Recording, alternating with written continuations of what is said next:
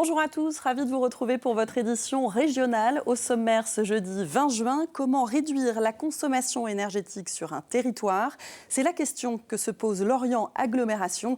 Depuis 2015, la ville est labellisée territoire à énergie positive. Elle poursuit ses efforts, vous le verrez.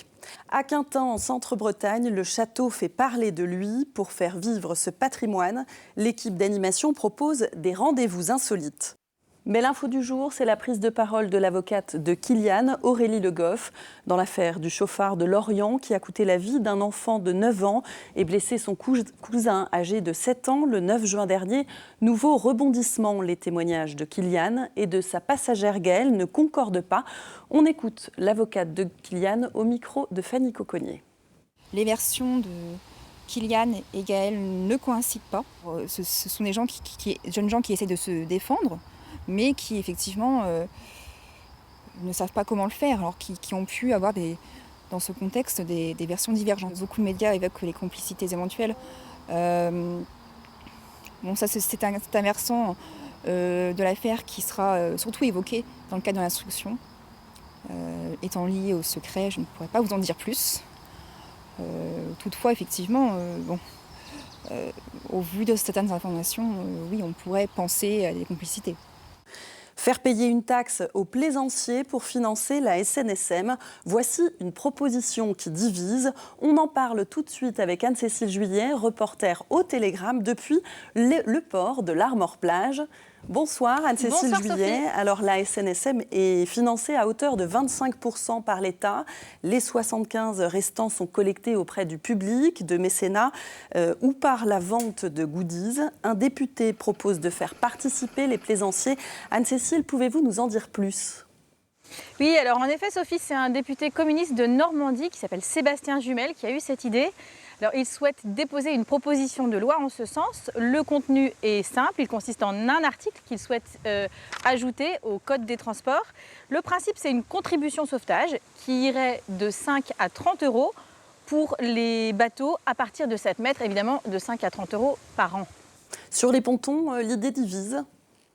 Oui, en effet. Et d'ailleurs, je vous propose d'écouter ce plaisancier rencontré sur le port du Conquet. Je suis plaisancier, donateur. Et je veux dire, à partir du moment où je suis taxé, je considère que c'est à l'État de gérer et donc il n'y a plus de raison d'être donateur. Le souci, c'est qu'il n'y a pas que les plaisanciers qui peuvent faire appel à la SNSM.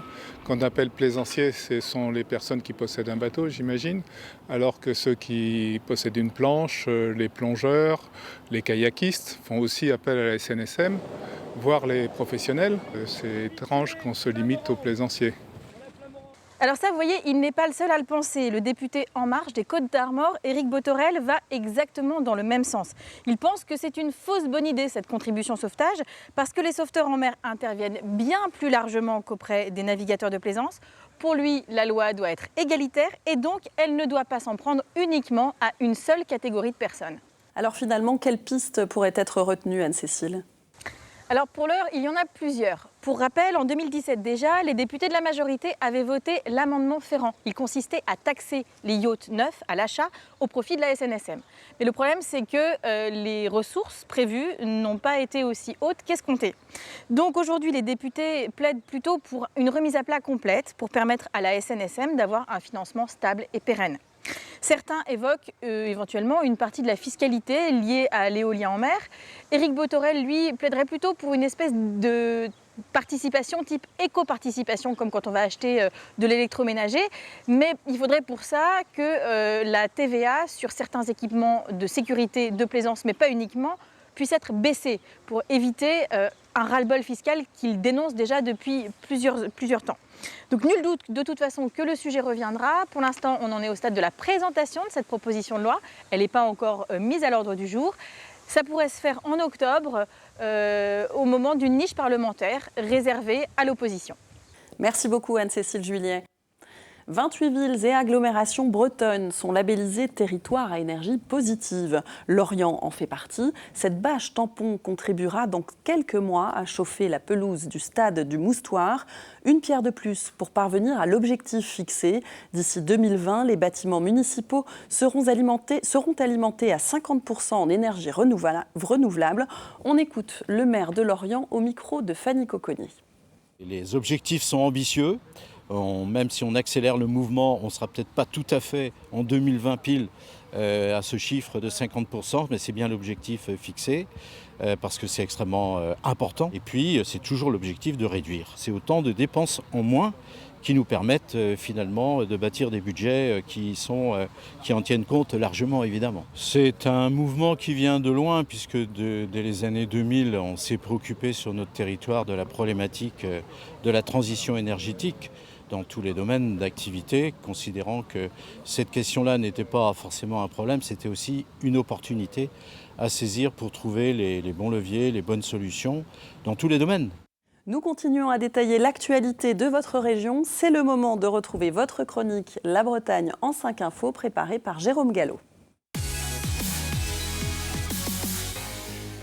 Les gendarmes ont découvert la caverne d'Ali Baba à Landelot, dans le Finistère. Vélos, quads, meubles ou machines-outils, 2 voleurs ont raflé des centaines d'objets à travers toute la Bretagne.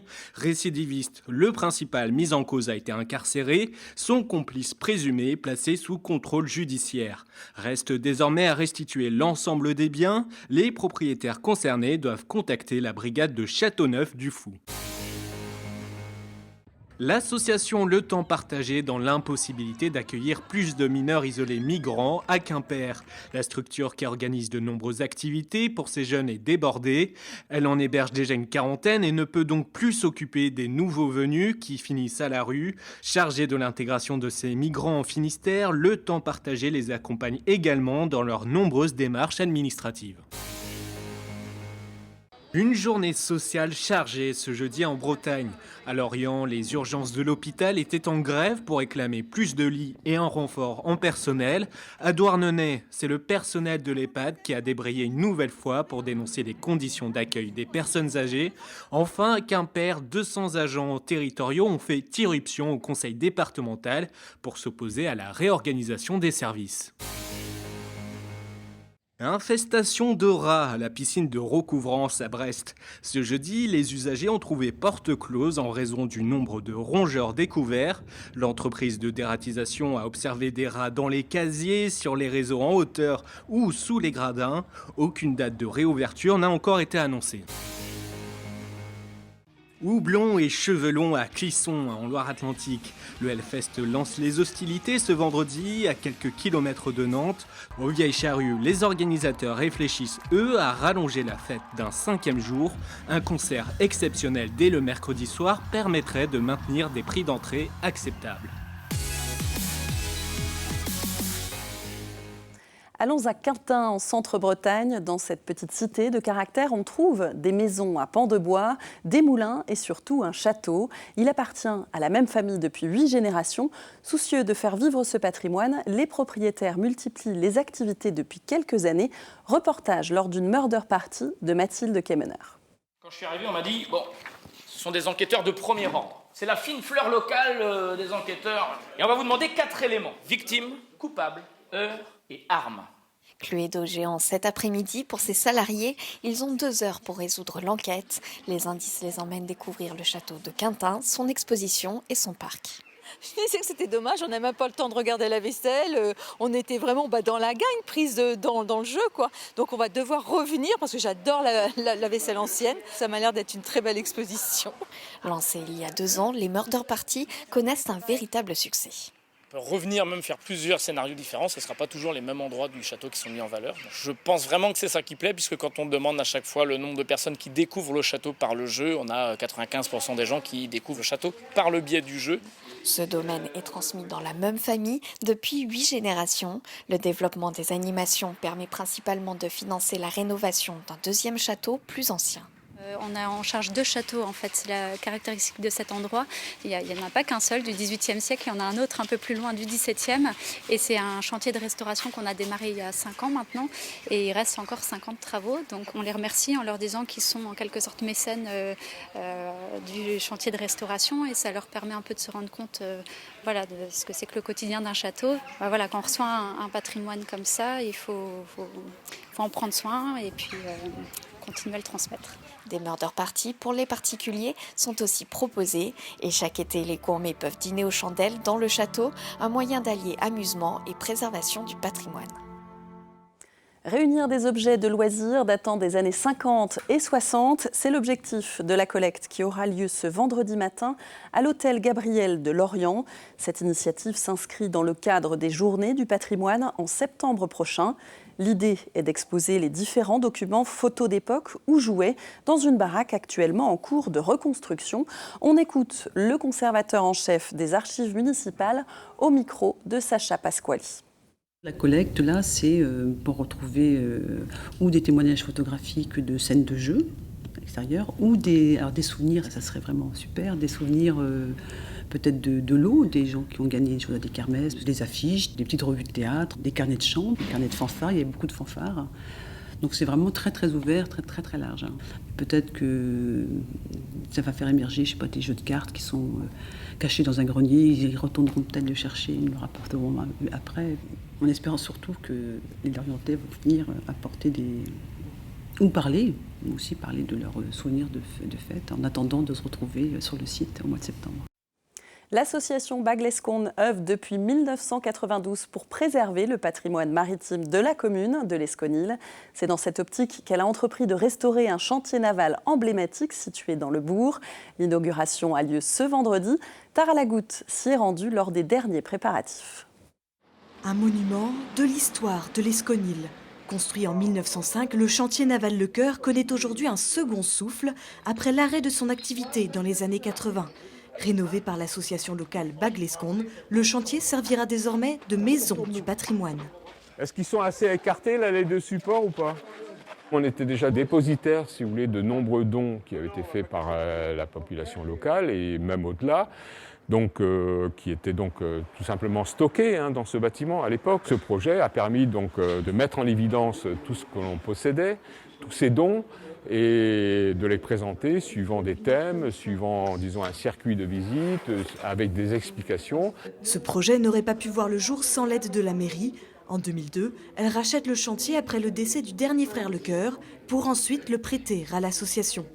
Le chantier Le Cœur, il représente l'histoire maritime de la commune. On oublie que le port a été un port de pêche très, très actif. Et donc nous souhaitions pouvoir raconter l'histoire de la pêche et du port aux jeunes et à ceux qui n'ont pas connu cette époque-là.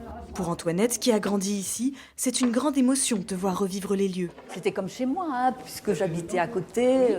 Les personnes qui ont connu les bateaux dans le chantier, pour eux, ils m'ont dit « Oh là là, ce hangar !» Je me souviens de voir les bateaux, le lancement des bateaux. Et c'était, oui, la marque, je pense, de l'Esconil. La restauration du chantier naval a coûté 210 000 €. 60% de la somme a été financée par la Fondation du patrimoine, la région et divers mécènes. L'inauguration est prévue ce vendredi et le chantier ouvrira officiellement ses portes au public le 1er juillet. Merci à tous de nous avoir suivis. C'est la fin de cette édition. Rendez-vous demain à 19h. Excellente soirée à tous.